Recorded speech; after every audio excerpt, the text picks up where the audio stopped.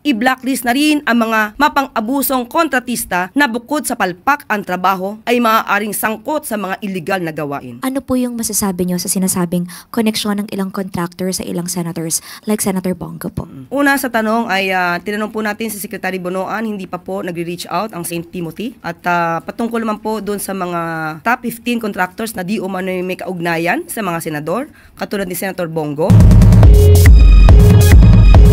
Hindi dismayado, kundi galit ang Pangulo. Mga promotor ng mga anomalyang flood control projects pananagutin. Iyan ang madiin na utos ni Pangulong Ferdinand R. Marcos Jr. habang patuloy sa pag-inspeksyon at pag-iimbestiga sa mga questionabling flood control projects sa Bulacan. Labis ang pagkadismaya ng Pangulo dahil bukod sa bayad na, ang mga ito ay dapat na napatay yung concrete river wall sa Baliwag, Bulacan, ay napag-alamang hindi man lang ito nasimulan. Mahigit 2,000 na reklamo na ang natanggap ni Pangulong Marcos Jr. mula sa sumbong sa Pangulo website simula nang i-launch ito noong nakaraang linggo. Layunin ng sumbong sa Pangulo website na hikayatin ang taong bayan na magsumbong sa pamahalaan tungkol sa mga irregular flood control projects sa bansa. Ilan sa mga reklamong ito ay personal na binisita ni Pangulong Marcos Jr. bilang bahagi ng hakbang na usigin ang mga nasa likod ng mga maanumalyang proyekto. Umabot sa 55 million pesos ang halaga ng concrete river wall project na inaasahang matatapos sana ngayong Oktubre. Batay sa inspeksyon ng Pangulo, sa papel lang natapos ang nasabing proyekto at may mga ulat pang balak na pagtakpan ang anomalyang ito. Nagbigay naman ng utos ang Pangulo sa DPWH sa kabila ng mga nadiskubring irregularidad. Ibigay ang buong listahan ng mga flood control projects para wala ng nakakalusot na ganitong mga proyekto. I-blacklist na rin ang mga mapang-abusong kontratista na bukod sa palpak ang trabaho ay maaaring sangkot sa mga illegal na gawain. Nagbabala din ang Pangulo sa lahat ng sangkot sa mga ghost flood control projects, lalo na iyong mga nasa gobyerno. Uusigin kayo ng batas. Pinakakasuhan ng Pangulo ang sinumang mapapatunayang may sala at kabilang sa kontsabahang ito. Dito naman tayo sa Baliwag dahil merong report na bigay sa atin na dumating dun sa website na itong kontrata para sa isang 55 million cost back for the construction of reinforced concrete river walls at 4 Barangay Piel, Baliwag, Bulacan. Lahat itong project na ito, ghost project. I'm getting very angry. What's happening here? Kahit walang ginawa, kahit isang araw hindi nagtrabaho, wala kang makita, puntahan ninyo, wala kayong makita kahit na ano. At maaari na po tayong tumanggap ng inyong mga katanungan. Unang tanong mula po kay Chris Jose ng Remate.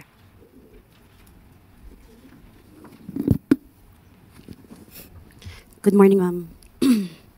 Ma'am, si Senator Robin Padilla, naghain po siya ng panukalang batas para po sa taunang mandatory drug testing sa lahat ng elected at appointed officials. Ito po ay gagawin sa ilalim po ng batas. Ang test po ay gagawin sa pamamagitan ng hair follicle test at urine test. Susuportahan po kaya ng Malacanang ang batas na ito ng senador? So ang nais po ni Senator Robin Padilla ay lahat ng public at public officers. Sana po ay nabasa niya na po ang desisyon ng korte patungkol po dito.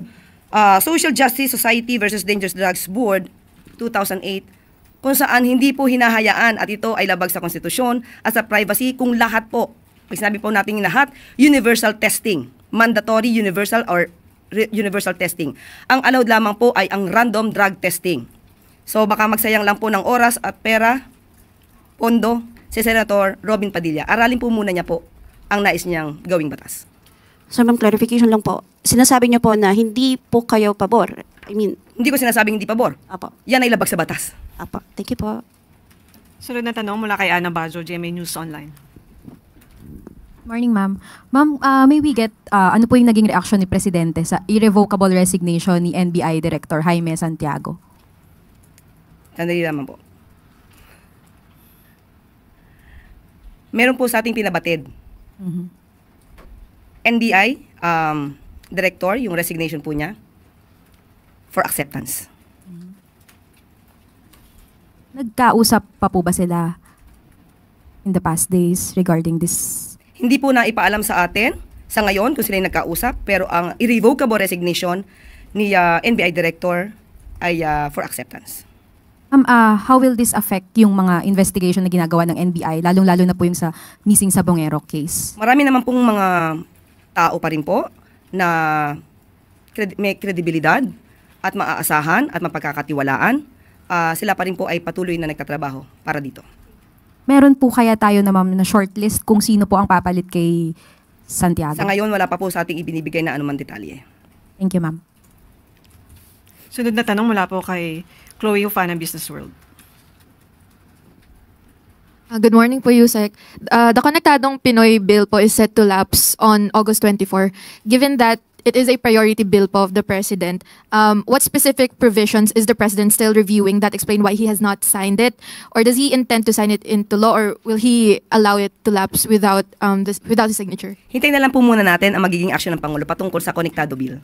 So he has 3 days, if I'm not mistaken, before that. Ano po sa tingin nyo yung talagang nire-review ni President kaya hindi niya masign ka agad? Mas maganda po kasing reviewin lahat. Ayoko po mag-speculate, pero hintayin po natin ang magiging aksyon ng ating Pangulo patungkol po dyan. And last question, Yusek. Industry players expressed willingness to input on the implementing rules and regulations of the Konektadong Pinoy Bill. In the event it lapses into law as a way to address industry concerns, open po ba ang palace dito? Sa mga... Na tutulong po yung mga industry players sa IRR po. Wala naman po magiging problema kung sila po ay makakatulong at magiging maganda po ang pag-iimplementa ng sinasabing batas kung maipapasa ito. Wala pong tututulan ng Pangulo. Thank you po. Sunod na tanong mula kay Ivy Reyes, Bilyonaryo. Morning po, Yusek. May we get the palace's reaction to former DPWH Secretary Rogelio Singson, who's questioning the administrations that came after the Pinoy admin. Sabi po ni former Sec, the Aquino admin left a 351 billion peso flood control master plan, but that succeeding governments never acted on it po. Nadinig po rin natin yan at tinanong po din natin si Secretary Bonoan kung na-turn over ba itong mga sinasabing master plan. Sa kanyang pagkakaalam at sinabi po sa atin kanina ay wala rin po siya natanggap. Thank you po. Sunod na tanong mula kay Ann Soberano, Bombo Radio.